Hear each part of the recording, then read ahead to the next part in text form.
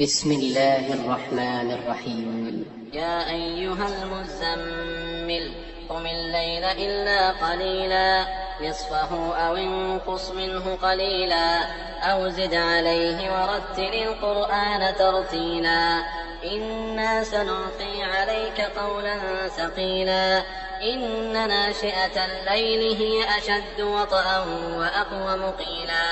إن لك في النهار سبحا طويلا واذكر اسم ربك وتبتل إليه تبتيلا رب المشرق والمغرب لا إله إلا هو فاتخذه وكيلا واصبر على ما يقولون واهجرهم هجرا جميلا وذرني والمكذبين أولي النعمة ومهلهم قليلا إن لدينا أنكالا وجحيما وطعاما ذا غصة وعذابا أليما يوم ترجف الأرض والجبال وكانت الجبال كثيبا مهيلا إنا أرسلنا إليكم رسولا شاهدا عليكم كما أرسلنا إلى فرعون رسولا فعصى فرعون الرسول فأخذناه أخذا وبيلا فكيف تتقون إن كفرتم يوما يجعل الولدان شيبا السماء منفطر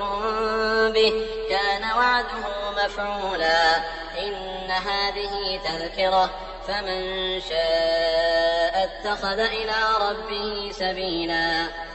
إن ربك يعلم أنك تقوم أدنى من ثلثي الليل ونصفه وثلثه وطائفة من الذين معك والله يقدر الليل والنهار علم أن لن تحصوه فتاب عليكم فاقرؤوا ما تيسر من القرآن علم أن سيكون منكم مرضى وآخرون يضربون في الأرض يبتغون من فضل الله وآخرون يقاتلون في سبيل الله فاقرؤوا ما تيسر منه وأقيموا الصلاة وآتوا الزكاة وأقرضوا الله قرضا حسنا وما تقدموا لأنفسكم من خير تجدوه عند الله هو خيرا